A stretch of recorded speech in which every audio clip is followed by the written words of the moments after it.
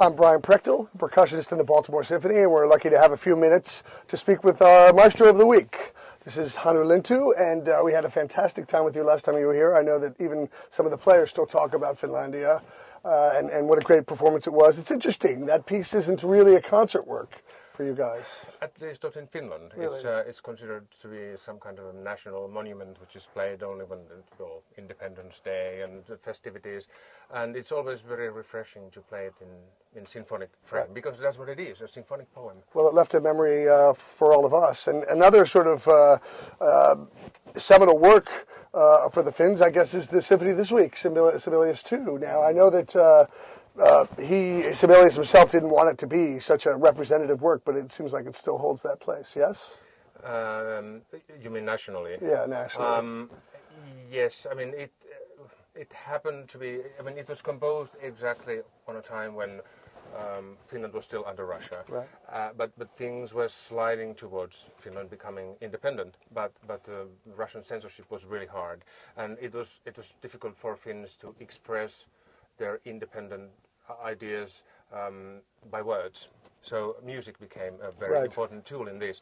And this symphony happens to be composed exactly on that time. And of course when it was performed, and especially because the last movement is what it is. It's a very, you can almost see the flags. Yeah. And it does capture a lot of pathos, a lot of, deep emotional feeling. But I mean, none of these program ideas come from Sibelius himself. Right, he was always silent about it. I mean, everything was created, by critics and by his friends. And what he wanted to be an international European symphonic composer in the tradition of Beethoven. And this was his symphony on his way to that, not so much becoming a national hero or national monument.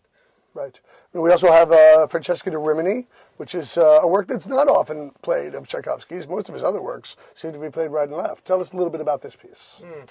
Well, actually, when I heard that Stephen Hough is about to play the second piano concerto by Liszt, I was considering maybe something Liszt in the beginning, but then I realized that it was years ago I played this piece, but it happens to be the most Lisztian of Tchaikovsky's works. He was in Europe. I'm sure he heard lots of Liszt and Liszt symphonic poems. And it's composed, he read lots of Dante on his way to Italy, and he got charmed by this Francesca da Rimini story. I think he was very touched, these lovers who were killed, and I think he was at the same time under influence of the story and Liszt.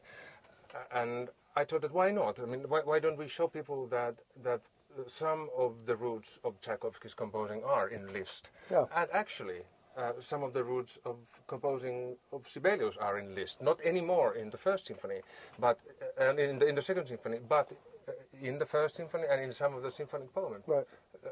Sibelius got the idea of symphonic poem from Liszt. So this is kind of everything is built a little bit around Liszt. Around the concerto and Liszt's composing, Stephen's a fantastic player. You'll have a great time. You've never worked with him, though. I never worked with him. No, we have same management in London, but this is the first time we are playing together. He's superb. So it's going to be a great week. It's great to have you here too. You seem right down to business, although it seemed, as I was reading, that you have a little more time usually in Europe. So is it because of the American schedules that you're so? Yeah, but it seems that, I mean, you have your reasons.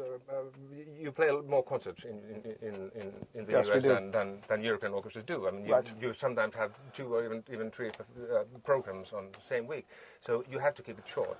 But what I always admire when I come to the US is that the orchestras are so well prepared, and I can start working immediately. Right away. We don't have to discuss if it's G sharp or F sharp or should that or that be together, because people already know the coordination, the basic thing. I mean, the musical material is there, so I can just start to work immediately. In Europe, it's more like the first rehearsal is it's kind of floating, just we are trying to find the right notes, and then maybe some musical work next day, and that result. That a little bit more relaxed rehearsal period than in America. Sometimes it results sound-wise a little bit different performance, because if you play for a little bit longer time, as you know, you play one day more a certain piece, it does start to sound different. But I mean, I really admire the sound of American orchestras too. I mean, the result is nevertheless always the same. Well, it's great to hear that we have a good work ethic. We'll pat ourselves a little bit on the back, but it's wonderful to have someone on the podium with such strong ideas. So I think it's going to be just a great week. I'm enjoying it. And we invite all of you to come out and hear your Baltimore Symphony Orchestra.